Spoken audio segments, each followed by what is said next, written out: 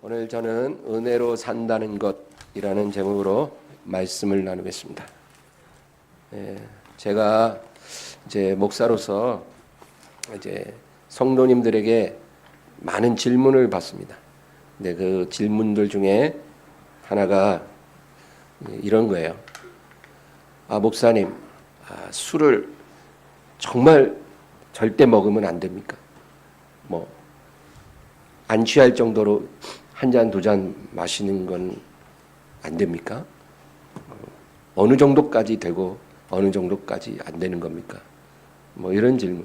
목사님 담배 좀 피면 안 됩니까? 성경에 담배 얘기는 안 나오던데. 그거 꼭 안 되는 겁니까? 대중음악, 영화, 드라마, 세상 문화 이런 거 좀 즐기고 살면 안 됩니까?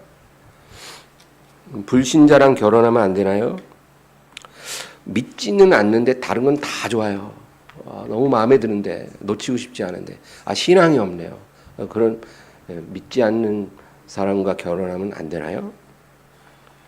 주일날 교회 안 오고 놀러 좀 가면 안 되나요? 꼭 주일날은 교회 와야 되나요? 이런 질문들이에요. 근데 이런 질문들의 공통점이 뭐냐? 나는 술도 좀 마시고 싶은데 그거 안 되냐 이거예요.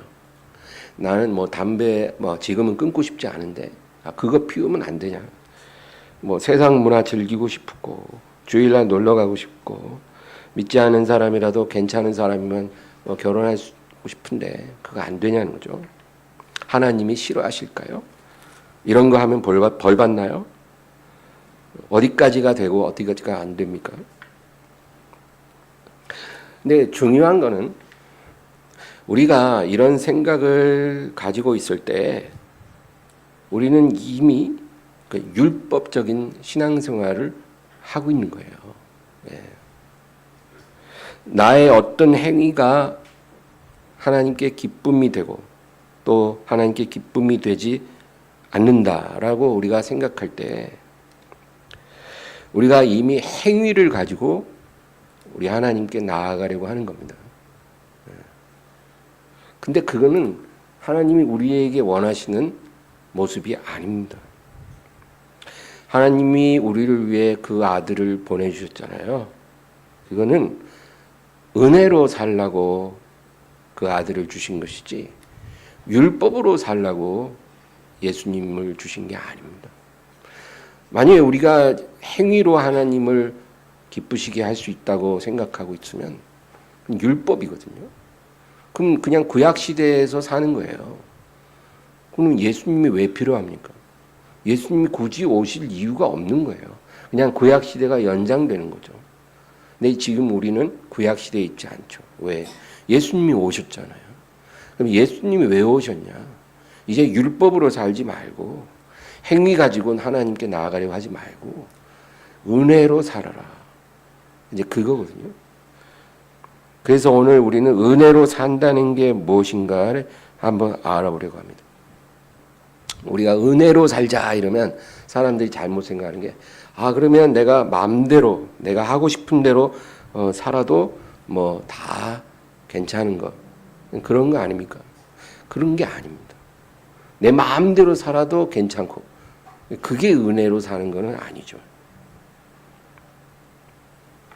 여러분 하나님을 사랑하지 않는 사람이 일주일에 한 번씩 의무적으로 교회를 나와야 된다는 건 진짜 고역입니다. 사랑하면 일주일에 5번 나오는 것도 안 힘들지만 사랑하지 않는데 일주일에 한 번씩 의무적으로 교회를 나오는 건 진짜 고역이에요. 그것도 무슨 다른 날도 아니고 일요일 날 놀기 좋잖아요. 근데 그날 꼭 교회를 나가야 되네 마네 이러면 얼마나 힘들겠어요. 하나님을 사랑하지 않는 사람이 하루에 30분씩 딱 정해놓고 기도하는 건 너무너무 어려운 일이고 그건 불가능한 일이에요. 며칠 못 갑니다. 30분이 3시간 같아요. 3시간짜리 영화는 그냥 순식간에 지나가는데 기도 30분은 그렇게 길 수가 없는 거예요. 하나님을 사랑하지 않는데 하루에 성경 3장씩 의무적으로 보라. 그러면 그건 너무 괴로운 일이에요. 마음이 없는데 해야 하니까 해야 되고 안 할 수 없어서 하는 그런 예배, 그런 기도, 그런 봉사, 그런 헌금, 그런 어떤 선행, 이런 모든 것들은요 다 율법으로 우리가 살고 있다는 증거입니다. 근데 하나님이 우리가 이렇게 하나님을 섬기라고 그 아들을 우리에게 주신 게 아니라는 거예요. 그러니까 우리가 마음속에 이런 마음을 가지고 신앙생활을 하고 있으면 이미 지금 잘못되고 있는 거예요. 하나님이 원하는 모습이 아닙니다. 하나님을 사랑하면 모든 것이 참으로 쉬워집니다. 누가 뭘 해라 말라 그런 말 할 필요가 없어요. 여러분, 이 아이들은 되게 공부를 싫어하잖아요. 그러니까 공부를 안 하니까 엄마가 맨날 잔소리 하잖아요. 공부해라, 했니, 안 했니, 뭐. 근데 가끔 보면 돌연변이들이 있어요. 공부하는 게 너무 좋아요. 공부하는 게 제일 쉬워요. 이런 애들. 그런 애가 태어나면 얼마나 좋겠어요. 그런 아이가 있으면 그 부모는요, 야, 공부 좀 그만해. 너 그러다가 너 몸 상해. 좀 놀아. 맨날 책만 보냐? 이런다니까요. 실감이 안 되시는 거예요. 우리 집 애들이랑 너무 달라서. 그러니까요. 공부가 좋은 애들은요, 부모가 공부해라 할 필요가 없죠.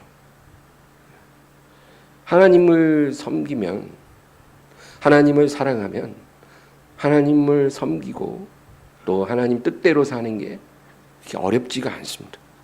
누가 뭘 가르쳐 줄 필요도 없어요. 스스로 하고 싶어서 하게 되죠. 요한복음 14장 15절. 너희가 나를 사랑하면 나의 계명을 지키리라. 사랑하면요, 그 계명을 안 지킬 수가 없어요. 지키는 게 더 쉬워요. 안 지키는 것보다. 요한일서 5장 3절. 하나님을 사랑하는 것은 이것이니 우리가 그의 계명들을 지키는 것이라. 그의 계명들은 무거운 것이 아니로다. 하나님 믿고 예수님 믿고 사랑한다고 해서 하루아침에 갑자기 사람이 확 180도 달라진다는 게 아니라요. 하나님을 사랑하면 하나님이 기뻐하는 일을 나도 기뻐하게 돼요. 하나님이 미워하는 것을 나도 미워하게 돼요. 그러니까 사람이 안 변할 수가 없어요. 그래서 조금씩 변화가는 겁니다. 야곱이 라헬이라는 여자를 사랑했어요. 그래서 이제 내가 그 라헬의 아버지가 내가 내 딸을 너한테 줄 테니까 7년을 봉사하면 내 딸을 주겠다. 그러니까 7년을 하루같이 여겼다. 7년이라는 세월이 길지 않았다는 거죠. 사랑하면 7년이 짧습니다. 근데 사랑하지 않으면 1년도 너무 길어요. 그게 사람입니다. 하나님이 사람을 그렇게 만들었어요. 사랑이 없는데 내가 하나님 앞에 어떤 기준을 충족시키려고 하니까 그 신앙이 그냥 무거운 짐이 되는 겁니다. 우리가 어떻게 해야 되니까 하는 그런 신앙생활을 하잖아요. 그러면 하나님이 그 기뻐하실까요? 아유, 안 하는 것보다 낫다. 그럴까요? 하나님 기뻐하지 않습니다. 마음이 없는데 드리는 예배, 그런 예배는 그 하나님이 솔직히 뭐라 그러시냐면, 야, 그냥 하지 마. 하지 마. 내가 그런 예배 받는 거 아주 불쾌해. 이런 식이에요, 하나님. 성경의 이사야서에도 그런 말씀이죠. 너희가 손에 피를 잔뜩 묻히고 내 앞에 제물을 드린다는 거. 그러니까 죄를 씻지도 않고 죄를 회개하지도 않으면서 내게 와서 제사 드리는 거. 그리고 마음도 없는데 그냥 내게 나아온다는 거예요. 그 소를 잡고 양을 잡는 건 개의 목을 꺾는 것과 다름이 없이 하고 돼지 피를 흘리는 것과 다름이 없이 한다는 거예요. 그러므로 내가 너희의 제사를 가증히 여기고 차라리 너희 성전을 너희가 성전에 들어오지 못하게 그 문을 누가 좀 닫았으면 좋겠다. 아무도 못 들어오게. 하나님이 선지자를 통해 그렇게 말씀하셔요. 그게 하나님이에요. 우리 하나님은요, 그냥 마음도 없는데 뭐 이렇게 그 미운 놈 떡 하나 더 주듯이 그런 예배 하나님은 원치 않는다는 거예요. 우리가 하나님을 알아야죠. 억지로 한다고 내가 더 의로워지지 않습니다. 하나님 기뻐하지도 않아요. 우리가 그렇게 하나님을 섬기고 있다면 그것은 율법으로 사는 것이지 은혜로 사는 것이 아닙니다. 하나님을 사랑함으로 하나님을 섬기는 사람, 그것이 바로 은혜로 사는 사람입니다. 이런 사람은요, 하나님을 기쁘게 섬기다가 실수할 수 있잖아요. 뭐 잘못할 수 있잖아요.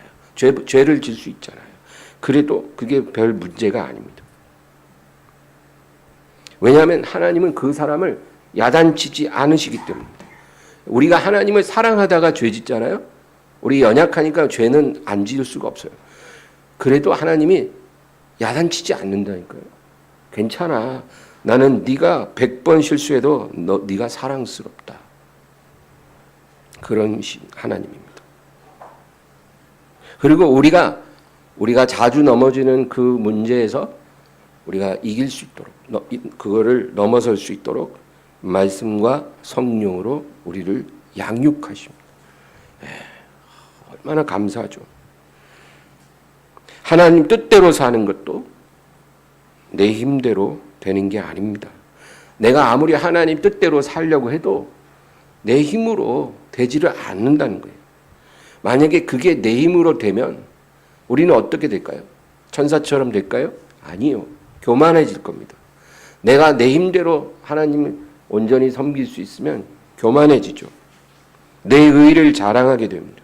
그래서 하나님이 우리가 원해도 할 수 없도록 하신 거예요. 우리가 그것을 깨달을 때 하나님이 비로소 우리에게 역사해 주시고 그 일이 이루어지게 해요.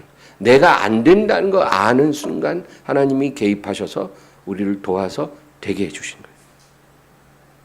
그게 은혜로만 사는 겁니다. 은혜로 서는 거예요.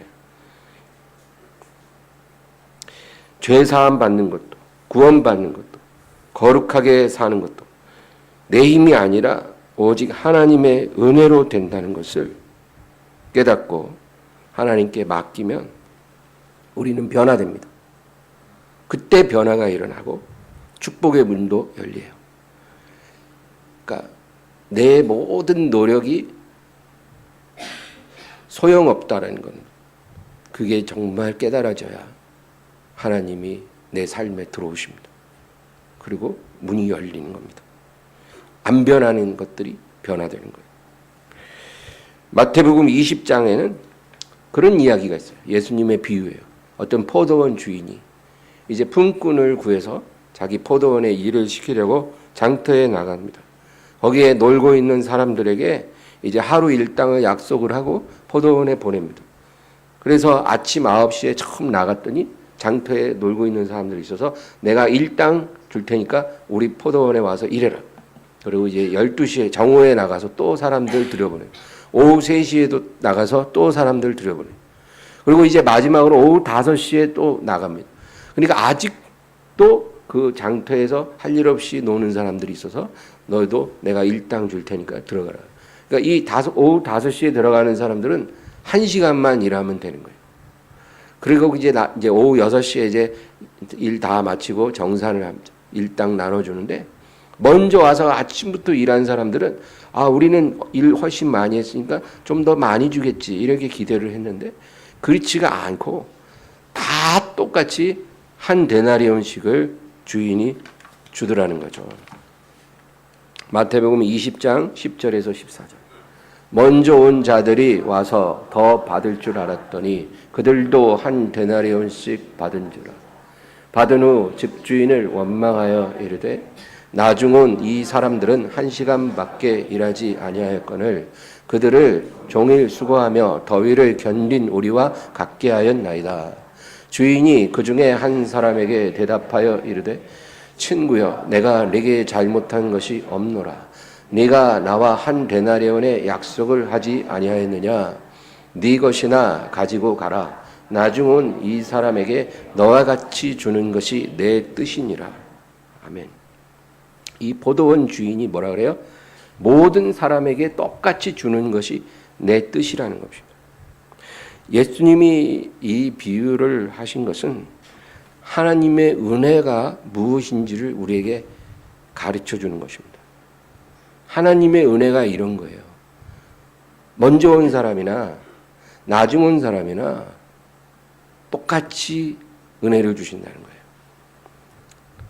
어릴 때부터 믿었던, 죽기 직전에 믿고 구원받았던 하나님이 그 사람에게 베푸시는 구원은 똑같습니다. 어떤 사람이 일평생 하나님을 열심히 섬겼어요. 또 어떤 사람은 일평생 아무것도 하나님께 드린 것이 없어요. 그래도 그들 모두에게 똑같은 구원을 주는 것이 하나님의 뜻이라는 것입니다.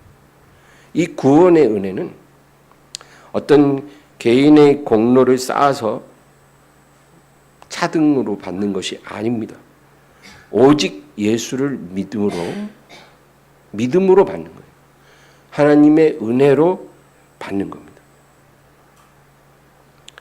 우리가 구원받는데 어떤 노력이 필요하고 내가 거룩한 사람이 되기 위해 어떤 공로가 있어야 되는 그런 마인드는 그거는 온전한 은혜를 모르는 거죠. 우리가 이 은혜의 의미를 알아야 은혜를 받을 수가 있어요. 은혜의 의미를 이해하지 못하면 우리는 입술로는 은혜를 말해도 실제 마음은 율법 속에 있는 거예요. 율법적인 신앙생활을 하면요, 하나님의 은혜를 받으려고 해도 받기가 어려워요. 그릇에 뚜껑을 딱 닫아놓으면 빗물이 그 안에 가득 찰 수가 없잖아요. 그릇을 열어놔야 비를 받을 수 있듯이 하나님의 은혜도 마찬가지. 은혜를 알아야 은혜를 받는 거예요. 로마서 4장 4절 5절. 일하는 자에게는 그 삭시 은혜로 여기지 아니하고 보수로 여겨지거니와 일을 아니할지라도 경건하지 아니한 자를 의롭다 하시는 이를 믿는 자에게는 그의 믿음을 의로 여기시나니. 일을 열심히 한 사람이 일당 받는 것은 은혜가 아니죠. 그냥 그 노력의 대가입니다. 근데 일을 안 했는데, 하나님을 온전히 섬긴 적이 없는데 그래도 의롭다 하시고 복을 주신다는 거예요. 그리고 그 은혜를 믿는 자에게는 그 믿음을 그의 의로 여겨주신다. 이게 예수님이 이 세상에 오신 목적이에요. 이제 예수님을 믿는 사람들은 율법으로 하나님 앞에 나아가면 안 돼요. 하나님의 은혜를 믿고 나아가서 은혜를 받아야 됩니다. 로마서 11장 6절. 만일 은혜로 된 것이면 행위로 말미암지 않음이니 그렇지 않으면 은혜가 은혜되지 못하느니라. 우리가 구원받는 것, 또 거룩한 사람으로 변화되는 것, 이런 것들이 우리의 노력으로 되는 것이면 그건 은혜가 아니죠. 내가 노력해서 거룩해졌어. 내가 열심히 정말 애써서 내가 의로운 사람이 됐어요. 복 받기에 합당한 사람이 됐어요. 그래서 복을 받았어요. 그러면 그게 은혜입니까? 은혜 아니라는 거예요, 성경은. 네가 복 받기에 합당한 사람이 돼서 네가 열심히 노력하고 애써서 그런 사람이 되어서 하나님의 복을 받았다면 그건 은혜가 아니라는 거예요. 네가 복 받기에 합당하지 않는데 하나님이 너에게 복을 내려주시고 은혜를 내려주심으로 네가 그걸 받았다면 그게 진짜 은혜라는 거죠. 물론 우리가 구원받기를 원해야 합니다.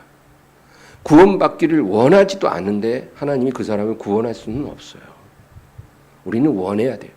우리는 거룩한 사람이 되기를 원해야 해요. 그걸 원하지 않는데 하나님이 우리에게 은혜로 거룩함을 주실 수는 없어요. 우리는 원해야 되지만 원한다고 내 힘으로 구원받을 수 있고 내 힘으로 거룩해지는 게 아니라는 겁니다. 우리가 그거를 원할 때 하나님의 은혜로 우리는 구원을 받고 거룩함으로 변화받는 거예요. 그렇잖아요. 여러분이 누구에게 좋은 선물을 주고 싶어요. 정말 좋은 선물이에요. 값진 선물이에요. 근데 그 사람이 그런 거를 원하지 않는다고 하면 그 주고 싶겠어요? 그래도 주는 사람 있나요? 없을 것 같아요. 예. 내가 정말 좋은 옷을 그 사람에게 선물하려고 사놨는데 그 사람이 난 옷 필요 없어. 난 옷이 싫어. 막 이런 사람이면 주려다가도 얘한테 주지 말아야 되겠다. 딴 사람 줘야 되겠다. 이러지. 억지로 줄 필요는 없잖아요. 나는 정말 옷이 필요해. 옷을 원해. 누가 나에게 옷을 주면 너무 감사할 것 같아. 뭐 이런 마음을 가지고 있으면 선물하는 사람도 주고 싶죠. 하나님의 은혜도 그거예요. 정말 구원받기 원하고 거룩해지기 원해야 하나님의 은혜로 그것을 주신 거예요. 오늘 본문 요한복음 15장 4절 읽겠습니다. 내 안에 거하라. 나도 너희 안에 거하리라. 가지가 포도나무에 붙어있지 아니하면 스스로 열매를 맺을 수 없음 같이 너희도 내 안에 있지 아니하면 그러하리라. 주님 말씀은 거룩하게 되려고 의로운 사람이 되려고 너희 힘으로 그것을 이루려고 하지 말라는 거야. 네 노력으로 이루려고 하지 말고 그냥 내 안에 거하라는 거야. 네가 노력해서 이루려고 하지 말고 내 안에 거하라. 네가 할 일은 그거야. 너는 내 안에 거하는 거야. 그러면 나도 네 안에 거하리라.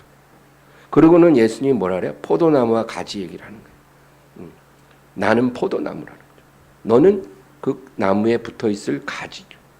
그러니까 가지가 나무에만 붙어 잘 있으면 그냥 뭐 아무것도 안 해도 때 되면 열매 풍성히 맺는다는 거예요. 나무가 워낙 좋으니까 그냥 붙어만 있어도 때 따라 열매가 풍성해진다는 거죠. 근데 만약에 그 나무에서 분리돼서 떨어지면 끝난 거죠.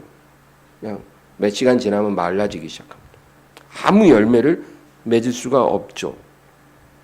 그 얘기를 하신 거예요. 그러니까 네가 막 노력해서 의로워지려고, 네가 노력해서 복을 받으려고, 네가 노력해서 어떤 사람이 되려고 그런 거 하지 마. 네가 그런 마인드를 갖고 있으면 너는 율법 속에 있는 거야 지금. 그 율법 속에 있는 사람은 복을 받을 수가 없어. 내가 주는 은혜를 못 받아. 그런 사람은 아무리 해도 안 돼. 그러니까 그런 생각을 버리고 그냥 네가 할 일은 나한테 붙어만 있어. 내 안에 거하기만 해. 그러면 열매는 네가 맺는 게 아니라 내가 맺게 해주는 거야.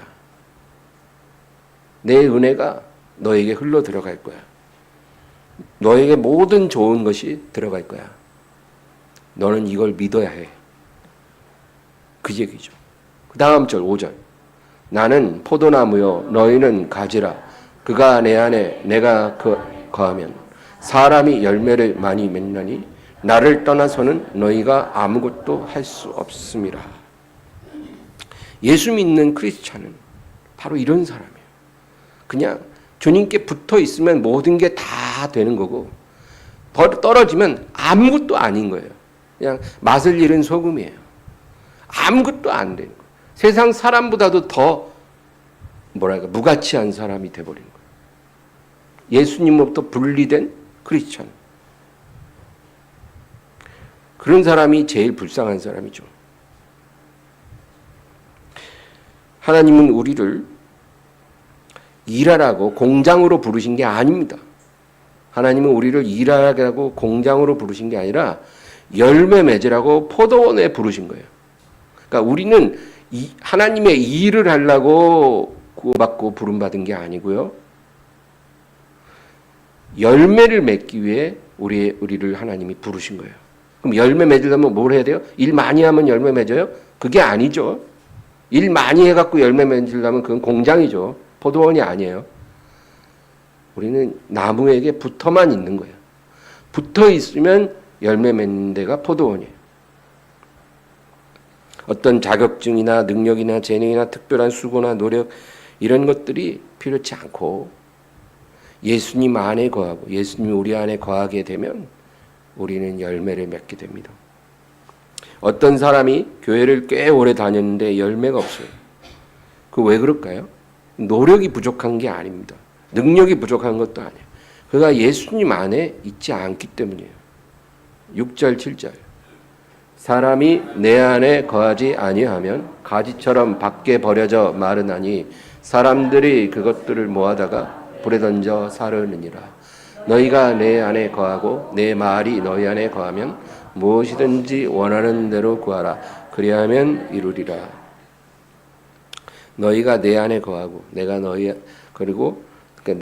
내게 제대로 붙어 있으면 내가 내 말을 너에게 줄 거라는 거예요. 네가 내 안에 거하면 내 말이 너에게 들어갈 거예요. 그러면 너희는 그때 무엇이든지 내게 구하면 그것이 이루리라.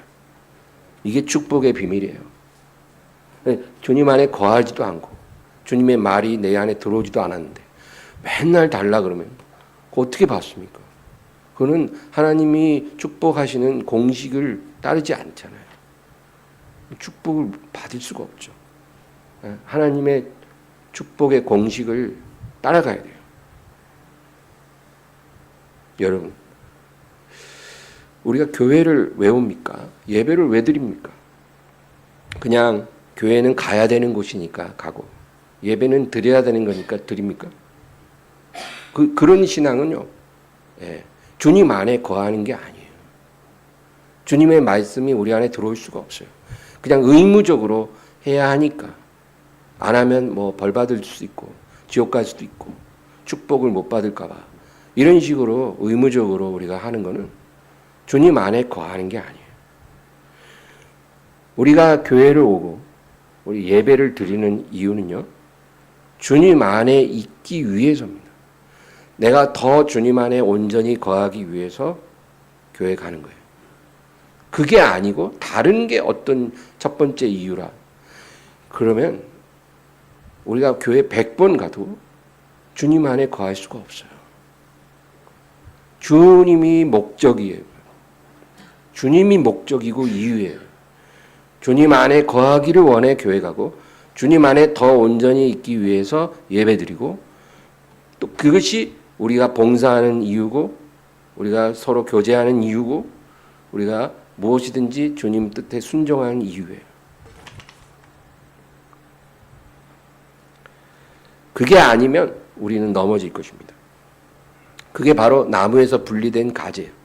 너희가 사람이 내 안에 거하지 않으면 가지처럼 밖에 버려져 마라. 그러니까 너희가 내가 목적이 되지 않으면 너희의 마음이 나를 향하지 않으면 내 안에 거하지 않으면 너희는 나무에서 분리된 가지야. 그러면 어떻게 될까? 말라지고 사람들이 그것을 모아다가 불에 던져 사르겠죠. 우리의 운명이 그렇게 된다는 겁니다.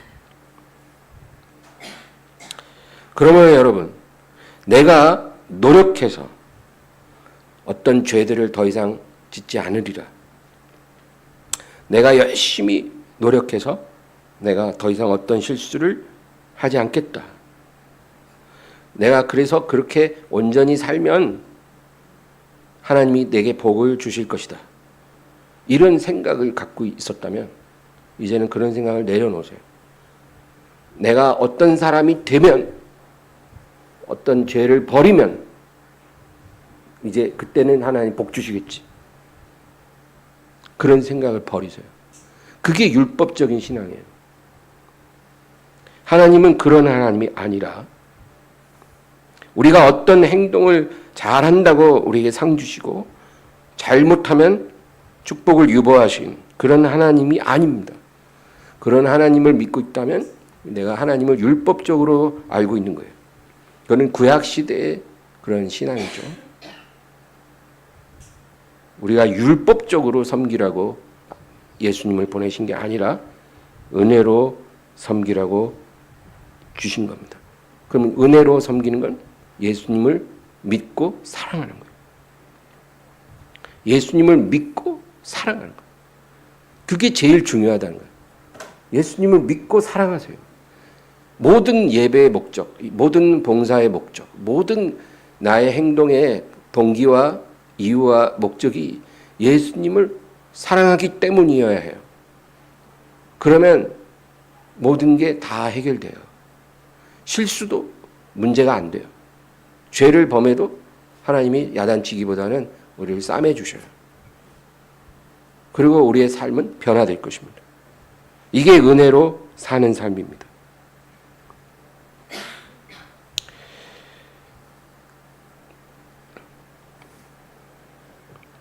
하나님의 뜻을 행하는 것은 의무가 아니라 내가 사랑하기 때문에 그렇게 하는 것입니다. 우리의 죄나 실수는 문제가 되지 않습니다. 그렇다고 해서 죄를 이제 마음대로 지어도 괜찮은가 보다. 그렇지는 않아요. 죄를 일부러 마음 놓고 막 지으라고 허락하신 적이 없어요. 그게 은혜 안에 사는 건 아닙니다. 로마서 6장 1절이죠. 그런즉 우리가 무슨 말을 하리요? 은혜를 더하게 하려고 죄에 거하겠느냐? 그럴 수 없느니라. 죄에 대하여 죽은 우리가 어찌 그 가운데 더 살리요? 예수님이 우리 죄를 없애려고 이 세상에 오셔서 고난받으셨는데 그 예수님을 그렇게 사랑하면 어떻게 일부러 죄를 더 짓겠어요? 그건 말이 안 되죠. 예수님을 사랑하는데 어떻게 일부러 죄를 짓습니까? 그러나 일부러 죄를 안 져도 우리는 연약하기 때문에 죄를 자꾸 짓는 거예요. 그래도 낙심하지 말라는 거예요. 네가 예수님을 사랑하고 있으면 너가 100번, 200번 네가 실수하고 넘어져도 너를 책망하거나 정죄하지 않으시고 네가 그 죄를 이길 수 있도록 도와주신다. 로마서 4장 7절 8절. 불법이 사함을 받고 죄가 가려짐을 받는 사람들은 복이 있고 주께서 그 죄를 인정하지 아니하실 사람은 복이 있도다 함과 같으니라. 주님이 죄를 지어도 그 죄를 안 보겠다는 거예요. 네가 죄 졌지만 난 너 책망 안 해. 난 너한테 정죄 안 해. 괜찮아. 난 너를 용서했어. 이렇게 하신다는 누구한테? 예수님을 사랑하는 사람. 예수님을 사랑하는 사람. 그 안에 머무는 사람. 그렇다는 거예요. 얼마나 감사합니까? 여러분 이렇게 살아야지. 아유 내가 죄 지으면은 날 야단치시겠지. 그리고 주려던 복도 안 주시는 거 아니야? 어떡하지? 이러면은 여러분 그 신앙이 그거는 신앙이 아니에요. 무거운 짐이에요. 괴로운 일이에요. 불쌍한 겁니다. 로마서 6장 14절. 죄가 너희를 주장하지 못하리니 이는 너희가 법 아래 있지 아니하고 은혜 아래에 있습니다. 그러니까 죄가 너희를 주장하지 못한다는 말은 죄를 안 짓는다는 말이 아니에요. 우리가 원하지 않아도 죄를 범하지만 그 죄에 속박되지 않는 거예요. 죄에 억눌리지 않는 거예요. 왜? 법 아래 있지 않고 은혜 아래 있어요. 그러니까 마치 종은 큰 잘못을 하면 쫓겨나고 벌을 받지만 사랑하는 그 아버지의 아들은 잘못을 크게 저질러도 그 아버지가 종 다루듯이 하지 않죠. 대하는 방식이 달라요. 벌을 주는 게 아니라 징계를 하고 또 거기에 맞는 또 위로를 주시죠. 절대로 쫓겨나지는 않아요. 자식이기 때문에. 그러니까 그 관계예요. 그러니까 우리가 똑같은 죄를 져도 우리가 예수님을 사랑하고 있으면 이제 법 아래에 있는 것이 아니라 은혜 아래에 있습니다. 그 다음 15절. 그런즉 어찌하리요? 우리가 법 아래에 있지 아니하고 은혜 아래에 있으니 죄를 지으려 그럴 수 없느니. 그렇죠. 고의적인 거는 안 됩니다. 내가 뭔 짓을 해도 우리 아버지 다 용서해 주니까 이제 그냥 개판으로 살자. 내가 뭔 짓을 해도 괜찮은 거 아닌가? 이러면 안 된다 이 말이에요.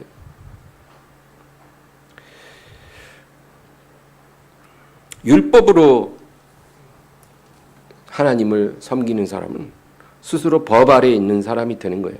자유함도 없고 기쁨도 평안도 없고 죄 한 번 지으면 늘 죄책감에 눌리고 내가 이렇게 부족한데 하나님이 어떻게 내게 복을 주실까? 뭐 이런 생각이 막 사로잡아서 낙심이 와요. 내가 이렇게 잘못을 많이 저지르는데 뭐 해도 안 되는데 난 복 받긴 글렀나? 아 정말 힘드네. 우리가 이렇게 되는 거예요. 그게 율법 아래에 있어서 그래요. 우리 율법에서 벗어나서 하나님의 사랑받는 자녀, 하나님을 사랑하는 자녀의 은혜 아래에 들어와야 되는 거예요. 내가 실수하고 죄를 짓는 것이 내게 올 나의 축복의 분깃과는 아무 상관이 없어요. 몇매는 맞을 수 있어도 축복이 삭제되지는 않아요. 그러니까 이런 충만한 은혜 안에 우리가 하나님을 섬겨야 되는 것입니다.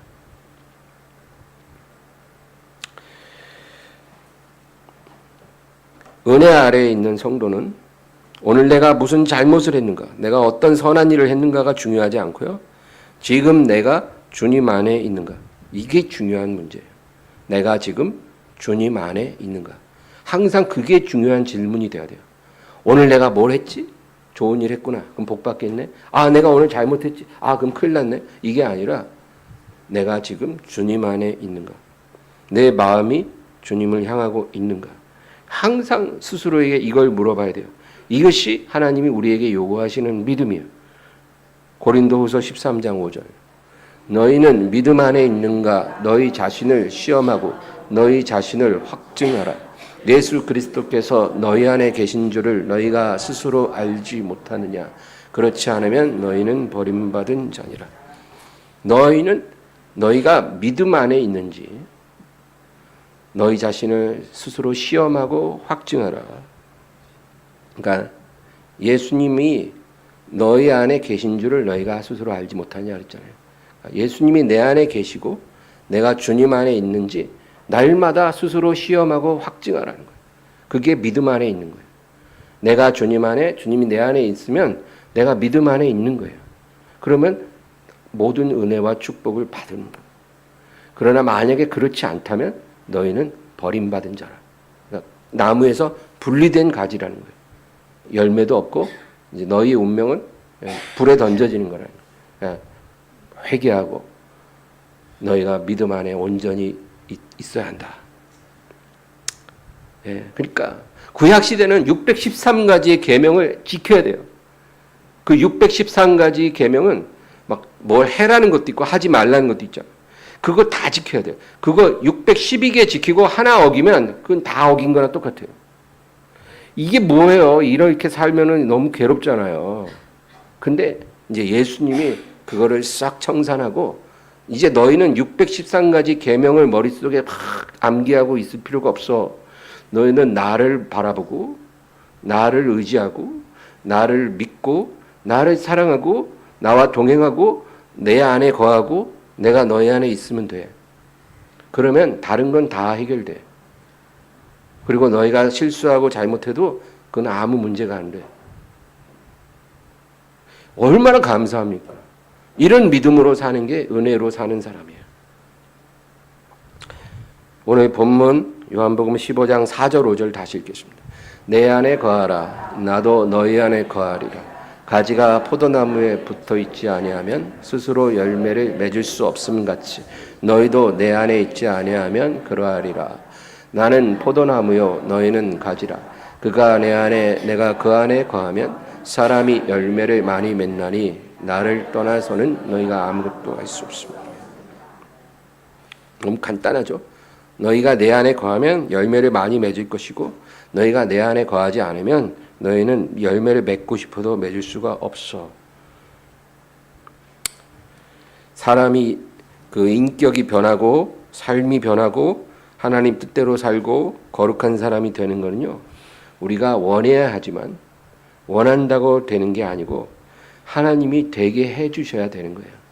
하나님이 되게 해주셔야 됩니다. 이거 깨달으시고 하나님의 은혜를 구하기를 바랍니다. 내가 어떤 것을 더 이상 하고 싶지 않아요. 여러분 중독이라는 거 아시죠? 중독이라는 건 이제 죄의 완전히 메인 상태죠. 그러니까 내가 벗어나고 싶어도 그 못 벗어나요. 그 사슬이 끊어지질 않아요. 그게 중독 상태잖아요. 그러면 이게 이제 죄잖아요. 죄. 내가 이 죄를 더 이상 짓고 싶지 않아요. 그래서 내가 막 노력을 합니다. 그건 안 되죠. 안 돼요. 근데 하나님이 되게 해주시는 거예요. 그래서 그 사슬이 내가 막 당겨갖고 끊는 게 아니라 하나님이 그 베드로와 요한이 감옥에 딱 갇혔을 때 천사가 와서 착고가 척척척 풀어지고 문이 탁탁탁 열렸잖아요. 그런 것처럼 이 사슬이 다 끊어지게 해주셔요. 그래가지고 이제 막 내가 억지로 그거를 끊는 게 아니고 그게 끊어집니다. 그리고 더 이상 그게 좋아지지가 않아요. 싫어지게 돼요. 이런 일이 오는 거예요.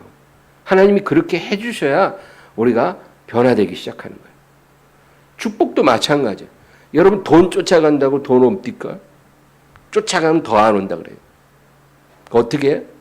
돈이 나에게 와야 되잖아요. 은혜가 와야 되잖아요. 에스겔 선지자는 이런 은혜의 날이 우리에게 이를 것을 예언했습니다. 에스겔 11장 19, 20절. 내가 그들에게 한 마음을 주고 그 속에 새 영을 주며 그 몸에서 돌 같은 마음을 제거하고 살처럼 부드러운 마음을 주어 내 율례를 따르며 내 규례를 지켜 행하게 하리니 그들은 내 백성이 되고 나는 그들의 하나님이 되리라. 이것이 예수님으로 인해서 변화받을 거룩한 성도들의 받을 축복을 예언한 거예요. 내가 너희에게 그들에게 내 아들을 영접하는 자들에게 새 영을 줄 것이고 그 몸에서 돌 같은 마음, 죄된 본성을 제거하고 살처럼 부드러운 마음을 넣어서 그들이 자원해서 즐거이 기쁘게 내 율례를 따르고 내 규례를 지켜 행하게 하리니 그들은 내 백성이 되고 나는 그들의 하나님이 되리라. 예수님을 사랑하는 자들에게 이런 은혜를 약속하신 겁니다. 여러분, 그러므로 내 힘으로 내가 의로워지고 내 힘으로 정결해지고 내 힘으로 거룩해져서 하나님의 복을 받으리라. 그런 거 더 이상 애쓰지 마시고 그건 계속 실패할 것입니다. 예수님만 바라보십시오. 예수님께 붙어있기를 소원하십시오. 가지가 나무에 붙어있듯이 예수님께 붙어있기만을 원하십시오. 그러면 주님이 이루실 것입니다. 그렇게 빠지지 않는 가시가 쑥 빠질 것이고 그렇게 오래 기도해도 응답되지 않는 기도들이 응답될 것이고 그렇게 노력해도 변하지 않는 내 성품이 변화될 것입니다. 하나님이 주시는 참된 평안과 자유와 기쁨을 우리는 누리는 그런 삶을 살 수가 있을 것입니다. 이것이 은혜로 사는 삶이고 은혜로 승리하는 것입니다. 이런 사람은 자랑할 게 없죠. 자기 힘으로 한 게 없으니까. 자기가 노력해서 한 게 아니거든요. 그러니까 자랑을 못해요. 오직 하나님께만 영광을 돌리고 어린 양이신 예수 그리스도에게만 영광을 돌리게 되죠. 하나님이 우리에게 원하시는 모습이 바로 이 모습이에요. 저와 여러분이 이렇게 되기를 주의 이름으로 축원합니다. 하나님 아버지 감사합니다. 오늘 주님을 의지하게 하시고 주님을 사랑하는 저희들이 다 되게 도와주시옵소서. 그것밖에 없습니다. 예수님을 믿는 것과 예수님을 사랑하는 것. 그래서 주님 앞에 늘 가난한 마음으로 나아가고 겸손한 마음으로 나아가고 주님 안에 거하고 주님이 우리 안에 거하시는 것. 그것만이 우리가 변화되고 열매 맺는 유일한 열쇠인 것을 오늘 말씀을 통해서 알았습니다. 주여, 법 아래 있지 말고 은혜 아래 있게 하여 주시고 내 힘으로 이루려 하지 말고 이루게 하시는 주님을 바라보게 하여 주시옵소서. 이것이 놀라운 비밀인 것을 알게 하옵소서. 예수님의 이름으로 기도합니다. 아멘.